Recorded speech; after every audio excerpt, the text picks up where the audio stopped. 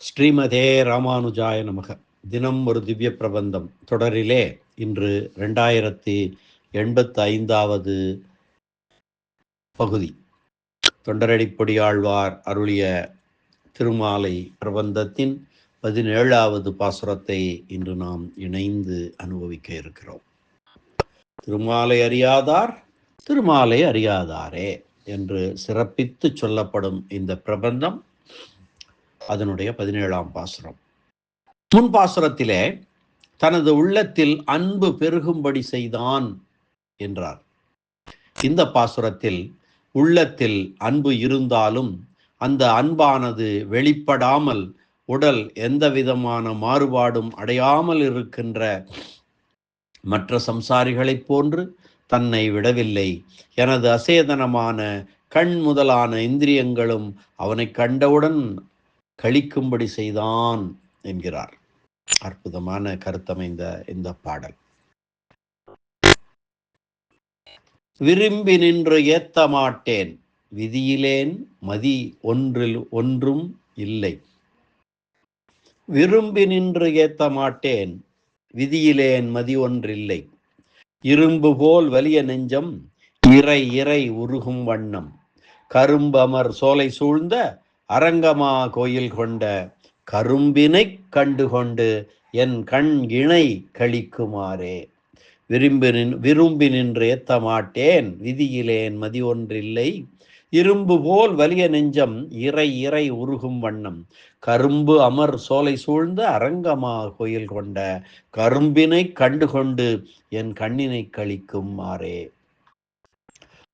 இந்த பாசுரத்திற்கான பதபதார்த்தம் முதலில் பார்க்கலாம். பதவுரை. விரும்பி நின்று மிகுந்த அன்புடன் ஒருபடிப்பட்டு நின்று ஏத்த மாட்டேன் வணங்க முடியாதவனாய் நின்றேன். விதியிலேன் கைகூப்புதல் நாவினால் துதித்தல் முதலிய காய்கா வியாபாரங்களும் உடலில் செய்யப்படும் செயல்கள், அதான் காய்கா வியாபாரங்கள், அவற்றை செய்யாதவனாயிருக்கிறேன். விதியிலேன் மதி ஒன்றில்லை. எம்பெருமான் ஒருவன் இருக்கிறான் என்னும் அறிவும் எனக்கில்லை. இப்படிப்பட்ட என்னுடைய இரும்பு போல் வலிய நெஞ்சம், இரும்பு போன்ற கடினமான மனதானது இறை இறை உருகும் வண்ணம் சிறிது சிறிதாக உருகும்படி கரும்பு அமர் மன்னிக்க வேண்டும் சுரும்பு அமர் வண்டுகள் இருக்கும் சோலை சூழ்ந்த சோலைகளால் சூழப்பட்ட மா அரங்கம் சிறந்த திருவரங்கத்தை கோயில் கொண்ட இருப்பிடமாக கொண்ட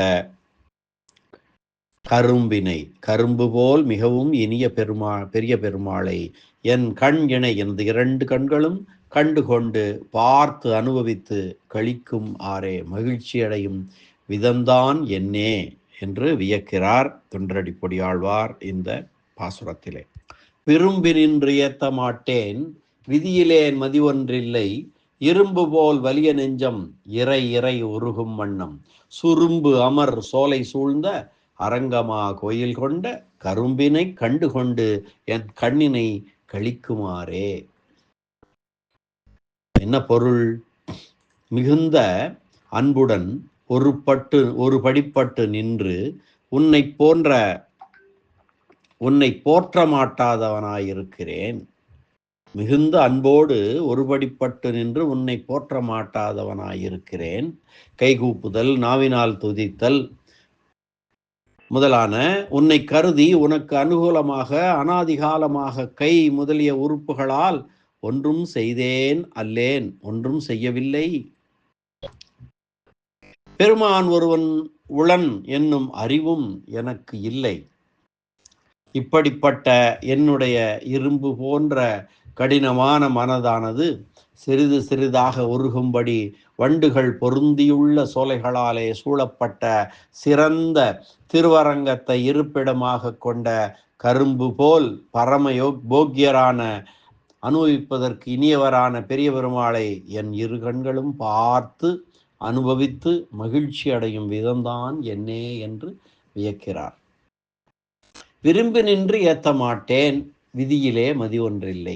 இந்த முதல் அடியாலே தம்முடைய மனோ வாக்கு காயங்கள், மனது வாக்கு காயம் உடல் ஆகிய முக்கரணங்களும் முன்பிருந்த நிலையை அருளி செய்கிறார். விரும்பி நின்று ஏத்த மாட்டேன், விதியிலே மதி ஒன்றில்லை. எது ஹரியை துதிக்கிறதோ அதுவே நாக்கு, எது அவனிடம் சமர்ப்பிக்கப்பட்டதோ அதுவே நெஞ்சு, எவை அவனுக்கு பூஜை செய்கின்றனவோ அவையே அந்த கைகளே சிறந்தவை என்று விஷ்ணு தர்மம் கூறுகிறபடி, எனக்காக கண்ட நாக்கும் கையும் மற்ற விஷயங்களில் பட்டி மேய்ந்தாலும் நெஞ்சாலேயாவது என்னை நினைத்தீரோ என்றால் மதி ஒன்றில்லை. உன் சிறப்பை அறியாதது மட்டுமல்ல, நீ ஒருவன் உண்டு என்னும் அறிவு கூட எனக்கு இல்லையே என்கிறார். இனி இந்த பாசுரத்திற்கான வியாக்கியான சக்கரவர்த்தி பெரியவாச்சான் பிள்ளையின் உரை பார்க்கலாம். விரும்பி நின்று ஏத்த மாட்டேன். தனது வாக்கு, சொல், செயல் முன்பு எவ்வாறு இருந்தது என்பதை அருளி செய்கிறார். மிகவும் மேன்மையான ஒன்றை கண்டால் அதனை மிகுந்த ஆர்வத்துடனும் உறுதியுடனும் புகழ்ந்து பேசி துதிக்க வேண்டும் அல்லவோ? ஆனால் எம்பெருமானை குறித்து அதுபோன்று செய்யாமல் இருந்தேன். விஷ்ணு புராணம் சொல்வது போல, சோகம் ஸ்துதௌ ந சாமர்த்தியவான், சோகம் ஸ்துது நச சாமர்த்தியவான், தேவனே உன்னை துதிக்கும் திறன் எனக்கு இல்லை என்று கூறுவது போன்று அவனை பற்றி பேசுவதற்கு ஏற்ற சக்தி இல்லாமல் வாக்கு இந்திரியம் இருந்தது. ஆனால் அவனை தவிர்ந்த மற்ற உலக விஷயங்களை குறித்து பேசுவதற்கு வாக்கு இந்திரியத்திற்கு சக்தியும் ஆர்வமும் இருந்தன. பெரிய பெருமாள் ஆழ்வாரிடம் வாக்கு போனால் போகிறது, அது மற்றவற்றை பற்றியே பேசியபடி இருந்தாலும் உமது உடல் ரீதியாக செய்யக்கூடிய நமஸ்கரித்தல் போன்றவற்றையாவது நம்மை குறித்து செய்தீரோ என்று ஏதுமறியாதவன் போல கேட்டான். விதியிலேன் விதிர் விதானே, அமரகோசம் சொல்லுகிறது. விதிர் விதானே, விதி என்னும் சொல் உடலால் செய்யப்படும் செயல்களை குறிக்கும் என்னும்படியாக விதி என்ற பதம் வணங்குதல் போன்றவற்றை குறிக்கிறது. ஆழ்வார் பெரிய பெருமாளிடம் உன்னை குறித்து உன்னை மனதில் வைத்து கைகூப்புதல் போன்ற எதனையும் நான் செய்யவில்லை என்று சொல்கிறார். அவர் கேட்ட கேள்விக்கு பதிலாக. இதனை கேட்ட பெரிய பெருமாள், விஷ்ணு தர்மம் சா ஜிக்வா யாஹரிம் ஸ்தௌதி, எது ஹரியை துதிக்கிறதோ அதுவே நாக்கு எனப்படும் என்றும், யூ தத் பூஜா கரௌ, எது அவனுக்கு பூஜை செய்கிறதோ அந்த கைகளே சிறந்தவை என்றும் கூறுவதற்கு ஏற்ப வாக்கு மற்றும் உடல் ஆகியவற்றை கொண்டு நம்மை தவிர மற்றவற்றை புகழ்ந்தீர் என்றாலும் உமது நெஞ்சத்திலாவது எம்மை நினைத்தீரோ என்று கேட்டான். மதி ஒன்றில்லை. உனது மேன்மையை மட்டுமல்ல, நீ இருக்கிறாய் என்ற ஞானம் எனக்கு இல்லை. உன்னை தவிர்ந்த மற்ற பொருள்களின் ஸ்வரூபங்களையும் சுவபாவங்களையும் மிகுந்த முயற்சியுடன் அறியக்கூடியவனான நான் உன்னை குறித்த விஷயத்தில் நீ இருக்கிறாய் என்ற ஞானமே இல்லாமல் இருந்தேன். அசத் பிரமேதி வேதசேத் அசன்னேவ சபவதி. தைத்திரி ஆனந்தவல்லியிலே பிரம்மத்தை அறிகிறான் என்று ஒருவன் கூறப்படவில்லை என்றாலும் அவன் இருந்தும் இல்லாதவனே ஆவான். அசத் பிரம்மேதி வேதசேத் அசன்னேவ சபவதி.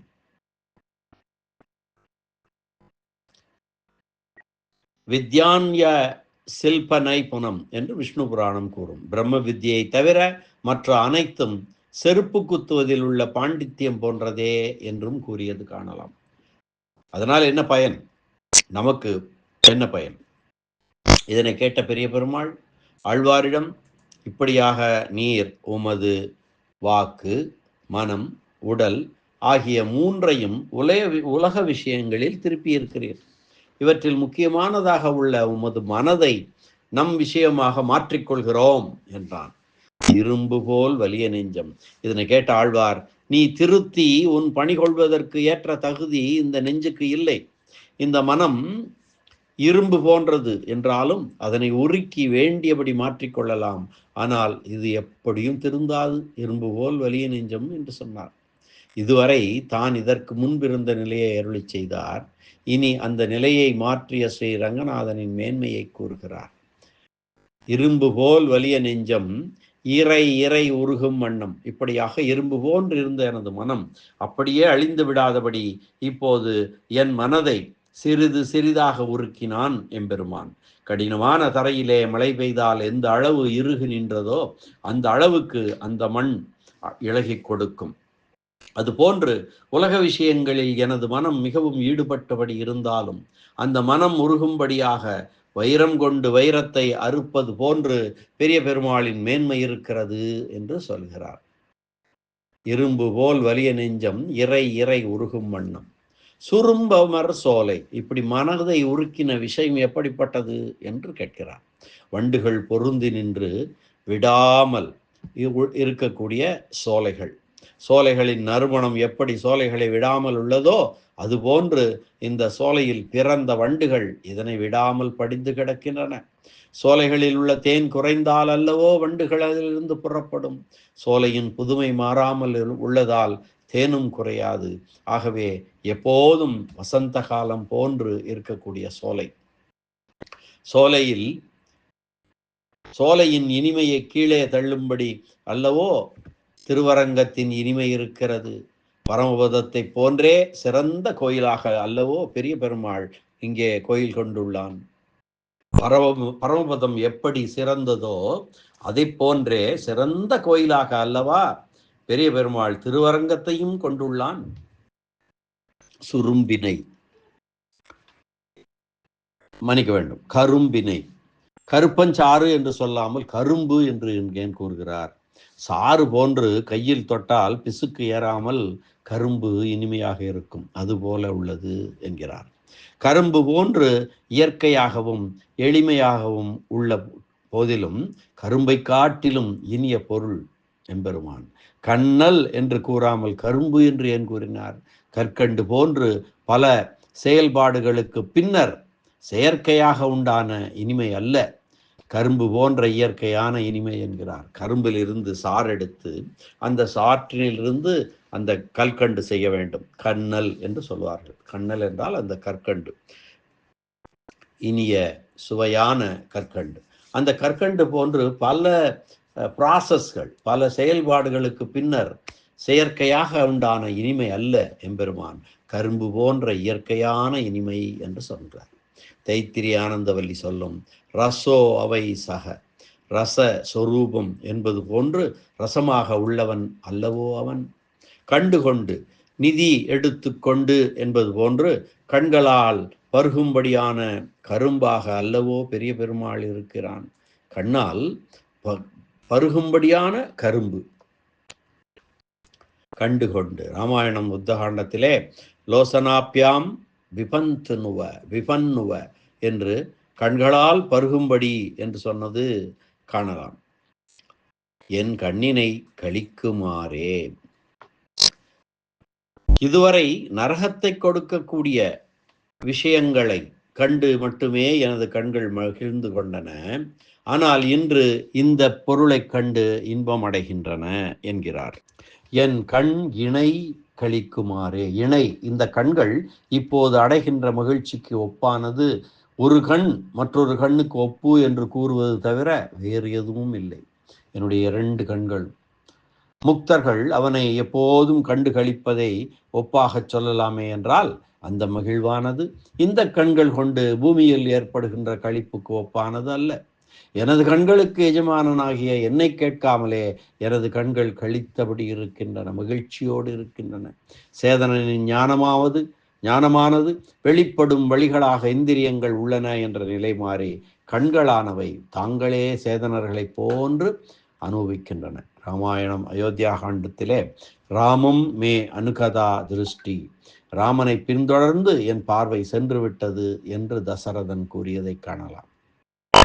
ஸ்ரீ ரங்கநாதனை கண்டவுடன் கண்களுக்கு எஜமானனாகிய சேதனனின் அனுமதியின்றி கண்கள் தாங்களாகவே கழிப்பதும் அவனை காணாத போது சோகத்தில் மூழ்குவதும் நடைபெறும்படியாக அல்லவோ எம்பெருமானின் இனிமை, பெரிய பெருமாளின் இனிமை இருக்கிறது என்று சொல்லுகிறார் தொண்டரடிப்பொடியாழ்வார் இந்த பாசுரத்திலே.